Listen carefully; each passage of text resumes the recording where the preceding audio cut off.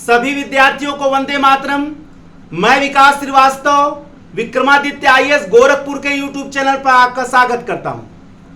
प्यारे विद्यार्थियों, आईएएस की मुख्य परीक्षा में कोई बच्चा कैसे सफल हो जाता है, कैसे उच्च अंक प्राप्त कर लेता है, कैसे सफलता को उस लक्ष्य को प्राप्त कर लेता है, कैसे सफलता के उस लक्ष्य को प्राप्त कर लेता है जो वो कभी सपने में देखता है। ऐसा कैसे होता है कि एक ही रूममेट एक ही नोट्स को पढ़ते हैं, एक ही कोचिंग क्लास में ट्यूशन लेते हैं, एक ही किताब को पढ़ते हैं, फिर एक सफल हो जाता है, दूसरा सफल नहीं होता है। आखिर वो कौन सा तरीका है कि एक नोट्स को पढ़ने वाले, एक किताब को पढ़ने वाले दो विद्यार्थियों में से एक सफल हो जाता है, दूसरा सफल नहीं हो पाता है। आखिर वो क्या रणनीतियां हैं जो मुख्य परीक्षा में, चाहे वो आईएएस की मुख्य परीक्षा हो, चाहे वो पीसीएस की मुख्य परीक्षा हो, चाहे कोई भी स्टेट सिविल सर्विसेज हो, एक बच्चा सफल हो जाता है, दूसरा बच्चा सफल नहीं हो पाता है। यदि हम भाग्य को कुछ देर के लिए दरकिनार करें तो आखिर वो कौन सी शैली होगी जो मुख्य परीक्षा में किसी परीक्षार्थी को सफलता का मुंह दिखाती है और किसी को असफलता का मुंह। अगर हम थोड़ी देर के लिए भाग्य को दूर रखें तो आखिर कर्मगत वे कौन सी रणनीतियां हैं, कर्मगत वे कौन सी लेखन शैली की विशेषताएं हैं जो एक परीक्षार्थी को सफल बनाती हैं, दूसरे को असफल बनाती हैं। आज अपने इस लेक्चर में उन समस्त विशेषताओं को बताऊंगा जो एक टॉपर्स के लेखन शैली में होनी चाहिए। आईएएस की मेंस परीक्षा में एक बेहतर लेखन शैली कैसा होना चाहिए, आईएएस की मेंस परीक्षा में, पीसीएस की मेंस परीक्षा में एक उत्कृष्ट लेखन शैली कैसी होनी चाहिए, पीसीएस की मेंस परीक्षा में या आईएएस की मेंस परीक्षा में एक प्रभावी लेखन शैली कैसे होनी चाहिए। आज अपने इस लेक्चर में उन्हीं सारी विशेषताओं के बारे में वर्णन करूंगा। यदि आईएएस की मुख्य परीक्षा देने वाला या पीसीएस की मुख्य परीक्षा देने वाला कोई भी विद्यार्थी अगर इन विशेषताओं को अपने लेखन शैली में समाहित करता है तो निश्चित ही उसकी लेखन शैली प्रभावी लेखन शैली हो जाएगी, उत्कृष्ट लेखन शैली हो जाएगी और निश्चित ही उसको सफलता के द्वार तक पहुंचने में कोई रोक नहीं ले सकता है। और आज का मेरा लेक्चर निश्चित ही मुख्य परीक्षा देने वाले परीक्षार्थियों के लिए निश्चित ही महत्वपूर्ण साबित होगा। ऐसे परीक्षार्थी जिनको मालूम नहीं है, समझ में नहीं आ रहा कैसे लिखना चाहिए, ऐसे परीक्षार्थी जिनको ये नहीं मालूम है कि उत्कृष्ट लेखन शैली में क्या क्या विशेषताएं होनी चाहिए, ऐसे परीक्षार्थी जिनको मालूम नहीं है कि परीक्षा में कैसे लिखा जाता है, कैसे नंबर पाया जाता है, क्या क्या सम्मिलित होना चाहिए, कैसे प्रभावी उत्तर लिखा जाए। आज मैं ऐसे समस्त परीक्षार्थियों के, भारतवर्ष के उन तमाम परीक्षार्थियों के लिए एक ऐसा लेक्चर लाया हूं जिसके माध्यम से उनकी लेखन शैली की सारी समस्याएं दूर हो जाएंगी और निश्चित ही उनको इस लेक्चर के बाद उनकी सारी समस्याएं उत्कृष्ट लेखन की या प्रभावी लेखन की निश्चित ही दूर हो जाएंगी और उनको सफल होने से कोई रोक भी नहीं पाएगा। अपने 20 साल के अनुभव से जो मैंने आईएएस की तैयारी के दौरान सीखा है, जाना है, महसूस किया है, अनुभव किया है, आज उन्हीं को मैं अपने वाणी में पिरोकर एक सूत्र बनाकर उनकी विशेषताओं को आपके समक्ष लाया हूं। निश्चित ही अगर आपके लिए यह कुछ भी महत्वपूर्ण होगा, कुछ भी उपयोगी होगा तो निश्चित मैं अपने आप को सफल समझूंगा। आइए देखें प्रभावी लेखन शैली या उत्कृष्ट लेखन शैली की महत्वपूर्ण विशेषताएं क्या क्या होती हैं। एक परीक्षार्थी कैसे लिखता है कि वो टॉप कर जाता है, एक परीक्षार्थी कैसे लिखता है जो परीक्षा में मुख्य परीक्षा में उच्चतम अंक प्राप्त कर लेता है, एक परीक्षार्थी कैसे लिखता है कि उसी नोट को पढ़कर दूसरा सेलेक्ट नहीं हो पाता और वो सेलेक्ट हो जाता है। इसका मुख्य जवाब है प्रभावी लेखन शैली या उत्कृष्ट लेखन शैली। वे कौन कौन सी विशेषताएं होती हैं जो आपके प्रभावी लेखन शैली में मुख्य परीक्षा के दौरान होनी चाहिए, वे कौन कौन सी महत्वपूर्ण विशेषताएं होती हैं जो आपके लेखन शैली में आपके लेखन शैली को मुख्य परीक्षा में उत्कृष्ट लेखन शैली बना देता है, बेहतर लेखन शैली बना देता है और प्रभावी लेखन शैली बना देता है। सबसे पहला है सशक्त प्रस्तुतिकरण। प्रभावी लेखन शैली की या उत्कृष्ट लेखन शैली की जो सबसे पहली विशेषता है कि आपका उत्तर जो है उसमें प्रभावी प्रस्तुतिकरण होना चाहिए, यानी आपका जो प्रस्तुतिकरण है वो सशक्त होना चाहिए। अब आप सोचेंगे सशक्त प्रस्तुतिकरण का क्या मतलब है? आप कितना जानते हैं, आपकी योग्यता क्या है, आपका नॉलेज कितना है, आप कितने विद्वान हैं, इससे मतलब नहीं है। एग्जामिनर के समक्ष मतलब इस बात से है कि आप कैसा लिखते हैं, आप कैसा एग्जामिनर के समक्ष प्रस्तुत करते हैं। आपका लेखन ही, आपका प्रस्तुतिकरण ही एग्जामिनर के समक्ष आपका प्रतिनिधि है और वही एग्जामिनर को बताएगा कि आप कितना जानते हैं। इसीलिए कभी कभी बहुत जानने वाला विद्यार्थी सफल नहीं हो पाता है और कम जानने वाला विद्यार्थी भी सफल हो जाता है, क्योंकि वो इतना बढ़िया प्रस्तुत कर देता है कि एग्जामिनर समझता है इसको बहुत मालूम है। और अच्छा से अच्छा जानने वाला विद्यार्थी बहुत जानता है, लेकिन अगर सही रूप से प्रस्तुत नहीं कर पाता है तो एग्जामिनर को ऐसा लगता है कि ये तो कंफ्यूज है, बहुत ज्यादा नहीं जानना है। इसीलिए एक उत्कृष्ट लेखन शैली की सबसे महत्वपूर्ण विशेषता, जो सबसे पहली विशेषता है, वो है सशक्त प्रस्तुतिकरण। अगर आपका प्रस्तुतिकरण अच्छा है, अगर आपका रिप्रेजेंटेशन अच्छा है और यदि अपने प्रस्तुतिकरण से अगर आपने एग्जामिनर को संतुष्ट कर दिया और आपके प्रस्तुतिकरण ने एग्जामिनर के दिलो दिमाग पर असर कर गया, तो आपको उच्चतम स्कोरिंग अंक प्राप्त करने से कोई रोक नहीं सकता है। इसलिए मेंस की परीक्षा में सफल होने के लिए सबसे पहले आपका प्रस्तुतिकरण सशक्त होना चाहिए, उसमें कोई इफ बट नहीं होनी चाहिए, क्योंकि प्रस्तुतिकरण ही आपका प्रतिनिधि है। आप कितना जानते हैं आईएएस की मेंस परीक्षा में यह महत्वपूर्ण नहीं है, बल्कि आप कैसा प्रस्तुत करते हैं यह महत्वपूर्ण है। आप कितने बड़े विद्वान हैं यह महत्वपूर्ण नहीं है, लेकिन आप एग्जामिनर के समक्ष अपने विद्वता को, अपने ज्ञान को, अपने नॉलेज को कैसे रिप्रेजेंट करते हैं, कैसे प्रस्तुत करते हैं, यह बहुत महत्वपूर्ण है और यही आपको उस लक्ष्य को दिलाएगा जो आप सपने में देखते हैं। इसलिए पहला शर्त जो है या पहली विशेषता जो उत्कृष्ट लेखन शैली की है, प्रभावी लेखन शैली की है, वो क्या है? सशक्त प्रस्तुतिकरण। पहला। नंबर 2, मेंस की परीक्षा में लिखने के पहले आपको यह निर्धारित कर लेना है, जो दूसरी विशेषता है प्रभावी लेखन शैली की, जो दूसरी विशेषता है कि एक प्रभावी लेखन शैली लिखने वाला विद्यार्थी मेंस परीक्षा में लिखने के पहले यह निर्धारित कर लेता है कि उसको क्या लिखना है। ऐसा नहीं कि लिखते जाता है और सोचते जाता है क्या लिखना है। उत्तर लेखन के 1-2 मिनट पहले ही आपको निर्धारित कर लेना है कि आपको क्या लिखना है, यानी उत्तर लेखन का ड्राफ्टिंग पहले ही मन में बना लीजिए। उत्तर में क्या लिखना है इसका खाका आप अपने मन में पहले ही बना लीजिए, यानी कि चाहे आप मन में ही बना लीजिए, चाहे पीछे रफ पे एक ड्राफ्ट बना लीजिए। यानी प्रभावी लेखन शैली की दूसरी महत्वपूर्ण विशेषता यह है कि उत्तर लिखने के पहले उत्तर का खाका या उत्तर का ड्राफ्टिंग पहले ही आपके मन में हो जाने चाहिए कि आपको क्या लिखना है। क्योंकि अगर आप बिना ड्राफ्टिंग किए उत्तर अगर लिख रहे हैं तो आपका उत्तर कहीं का कहीं चला जाएगा। जितना सटीक उत्तर आपको लिखना है वो आप नहीं लिख पाएंगे। इसलिए सबसे महत्वपूर्ण यह है कि उत्तर लेखन के पहले अगर आप प्रभावी लेखन शैली करना चाहते हैं, यदि आप प्रभावी लेखन शैली करना चाहते हैं तो सबसे महत्वपूर्ण है कि उत्तर लिखने के पहले उत्तर का खाका अपने मन में पहले बना लीजिए। अगर मन में नहीं बन पा रहा है तो रफ पेपर पर उसका ड्राफ्टिंग कर लीजिए और फिर उसी अनुसार से लिखिए। देखिए इतना बढ़िया उत्तर लिखाएगा जिसकी आप कल्पना नहीं कर सकते।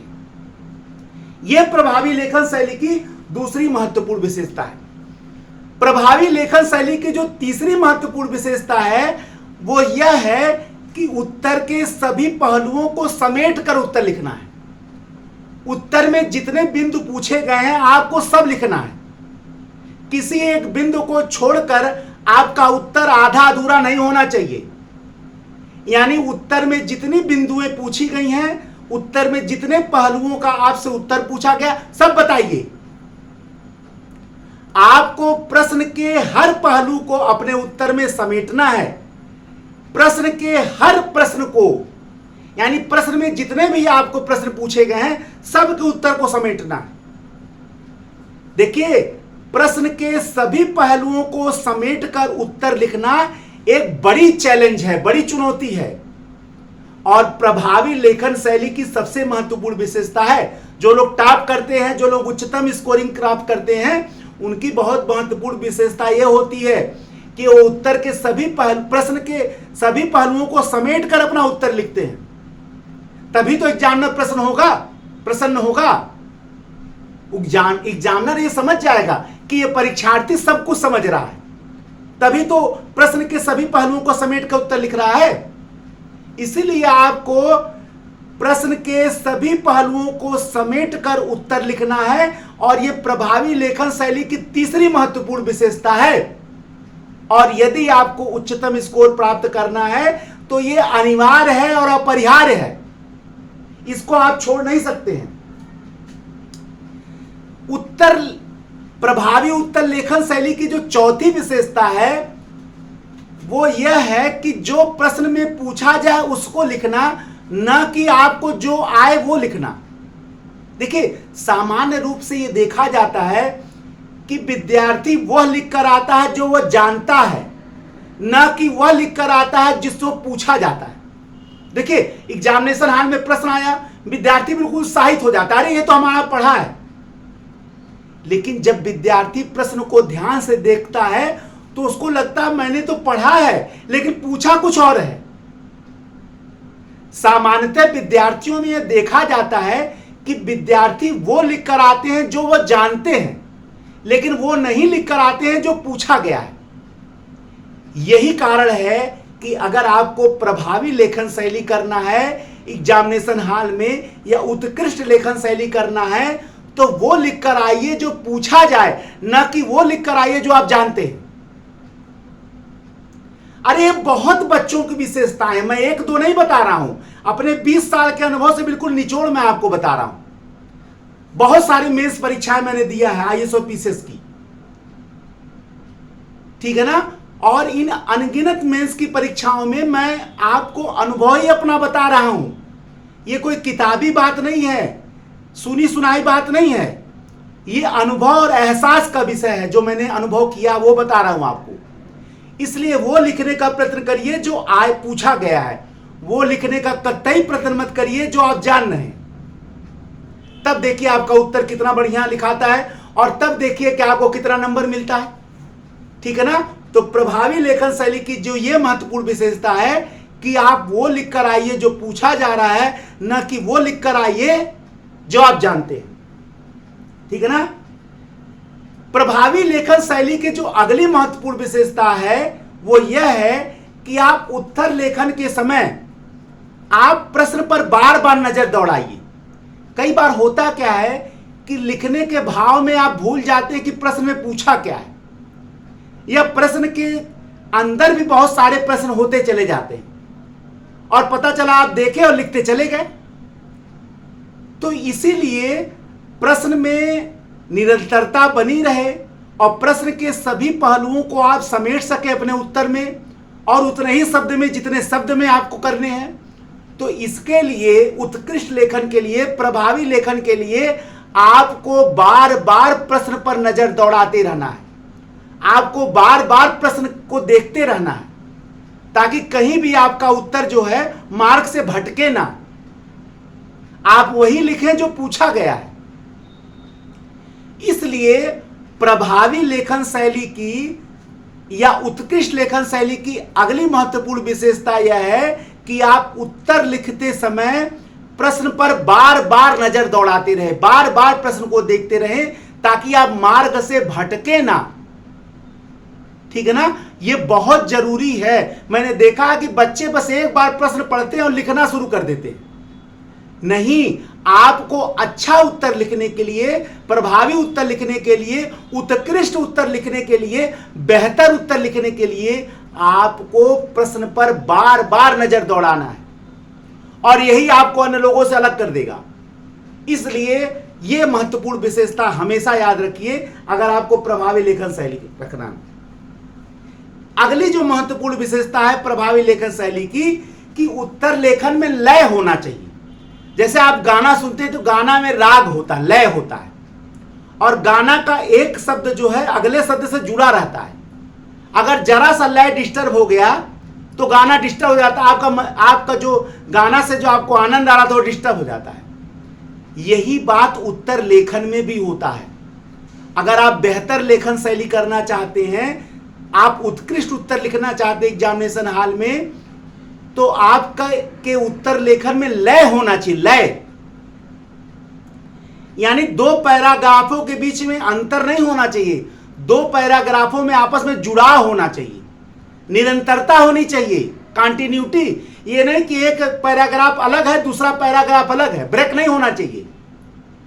अगला पैराग्राफ पिछले पैराग्राफ से जुड़ा होना चाहिए, यानी उसमें लय होना चाहिए, उसमें रस होना चाहिए। ये नहीं कि रूखा सूखा उत्तर आप लिखते चले जा रहे हैं। उत्तर में आपके उत्कृष्ट लेखन की झलक दिखनी चाहिए। एग्जामिनर को ऐसा उत्तर बहुत पसंद आता है जिसमें लय हो।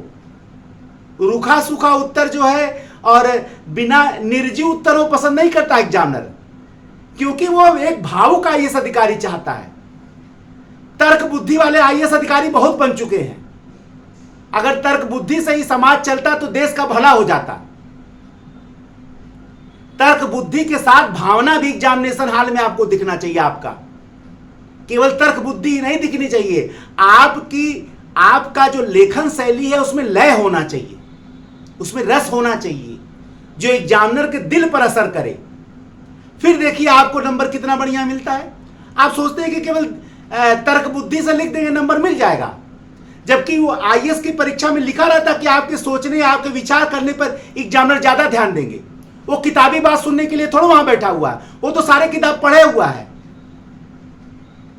वो जानना चाहता कि आपका भाव क्या है, आपके अंदर कुछ लय है कि नहीं। इसलिए उत्तर के लेखन के समय आप लय जरूर बनाए रखिए, निरंतरता बनाए रखिए, जुड़ाव बनाए रखिए कि पिछले पैरा से अगला पैरा जुड़ा हो।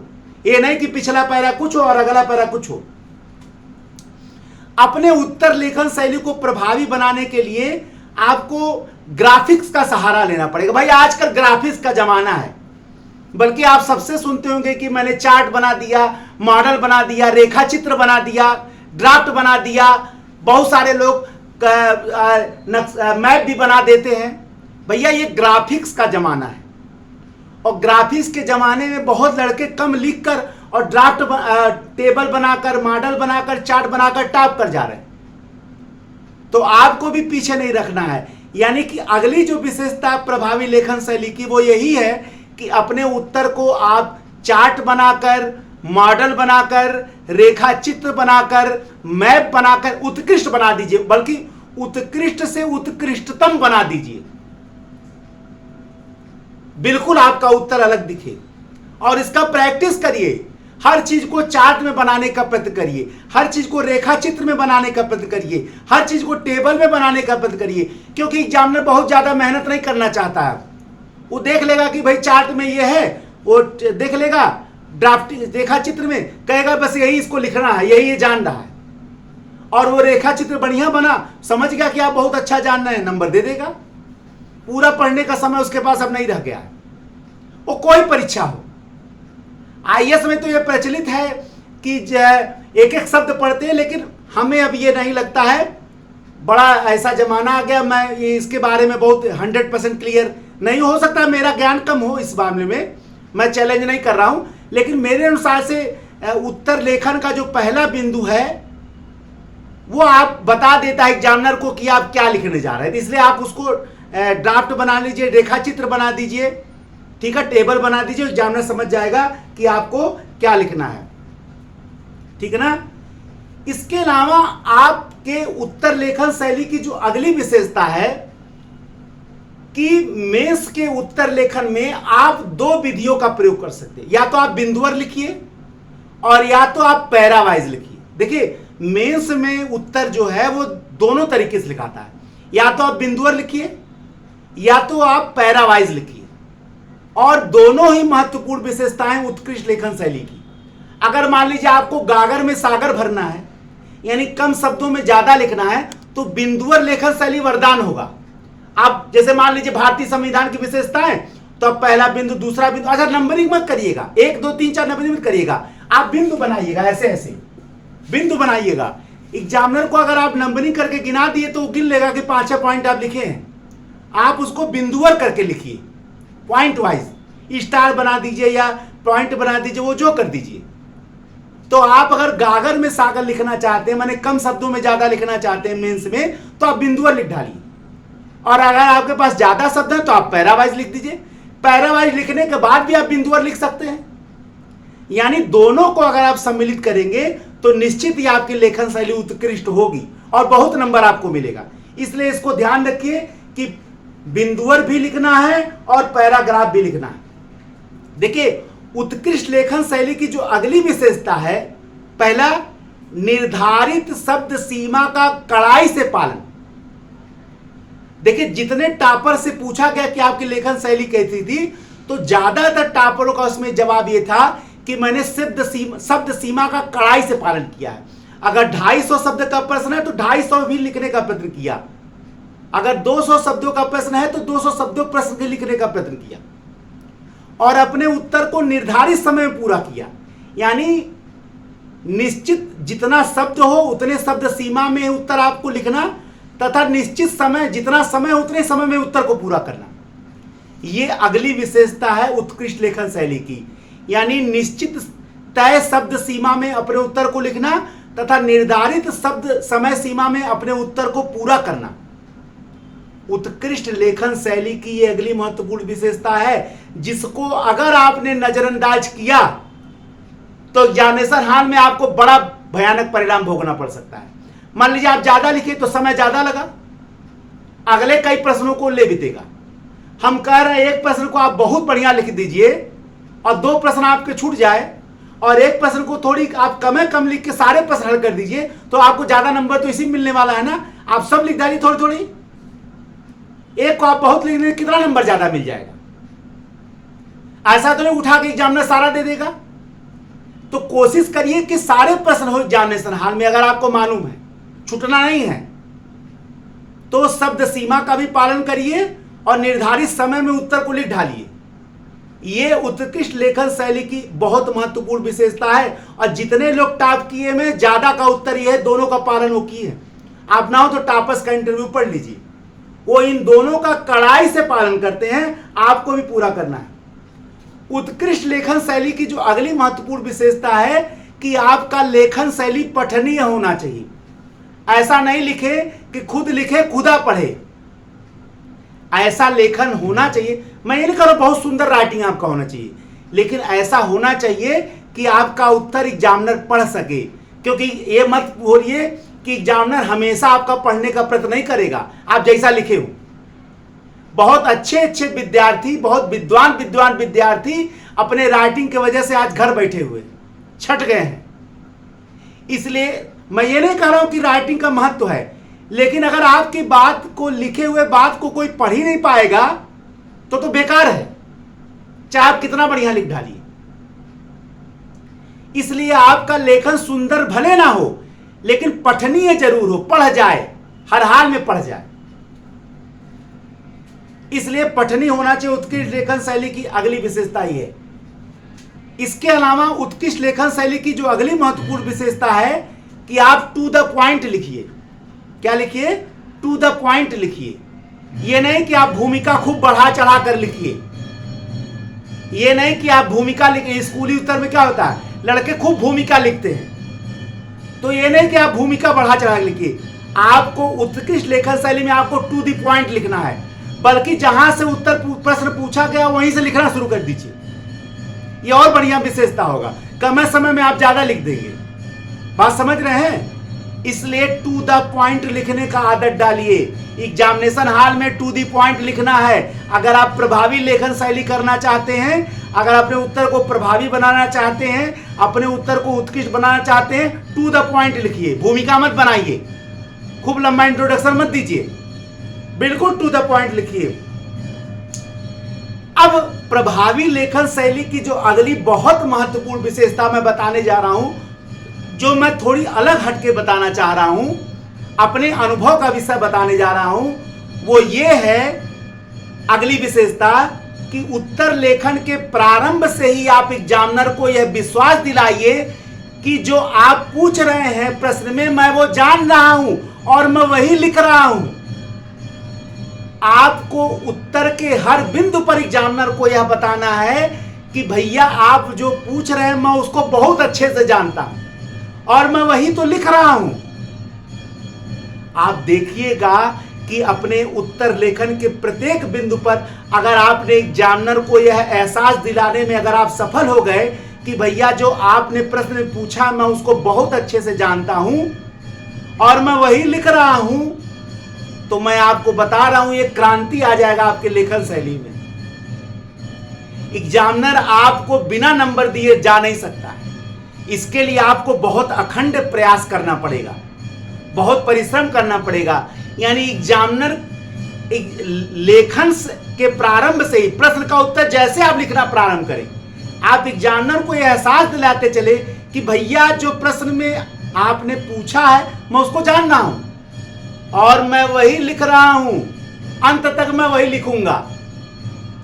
जब आप ये कला जान गए तो आपकी लेखन शैली उन सारे बच्चों में सबसे बेहतर हो जाएगी, सबसे प्रभावी हो जाएगी। फिर आपके लेखन को कोई काट नहीं सकता, अकाट्य हो जाएगा और आपके लिए वरदान साबित होगा। मैं बता रहा हूं अपने अनुभव का विषय। इसलिए उत्कृष्ट लेखन शैली के लिए लेखन के प्रारंभ से एग्जामिनर को यह विश्वास दिलाइए कि आप जो पूछ रहे हैं वो मैं जान रहा हूं और मैं वही लिख रहा हूं, कुछ दूसरा नहीं लिख रहा हूं। ठीक है ना। उत्कृष्ट लेखन शैली की जो अगली विशेषता है कि प्रश्न के अंत में जो शब्द दिया उसी के आधार पर लिखिए।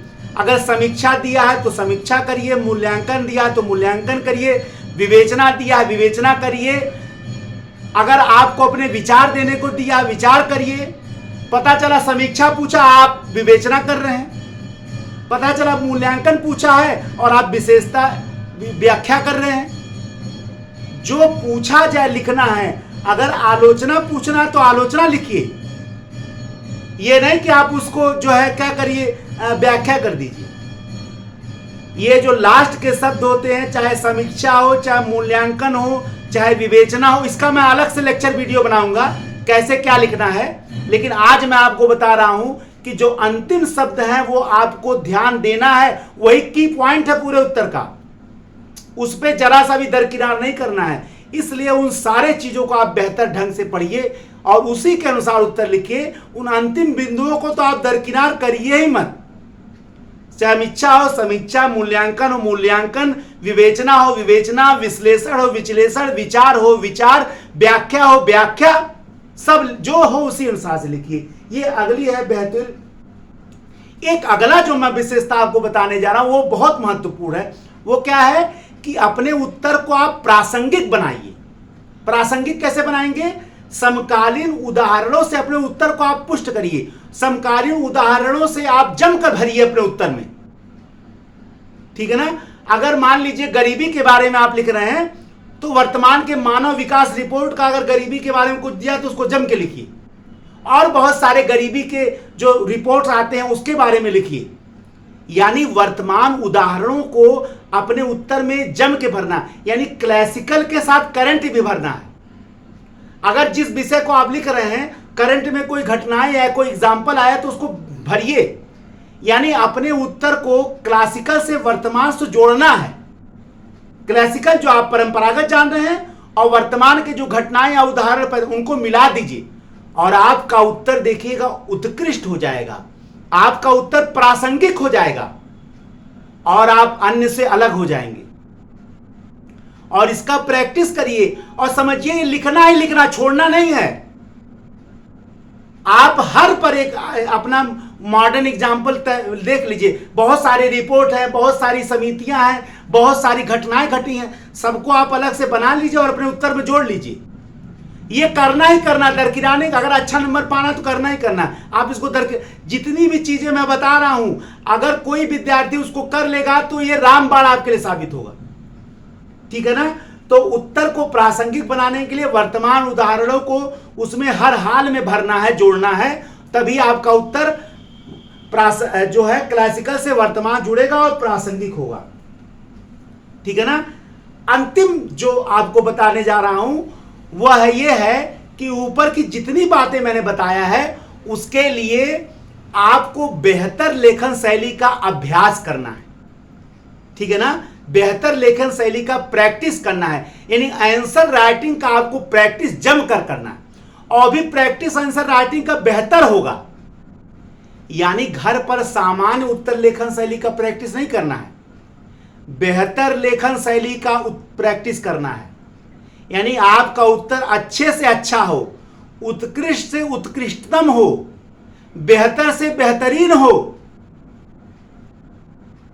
गुड ना हो, बेटर ना हो, द बेस्ट हो।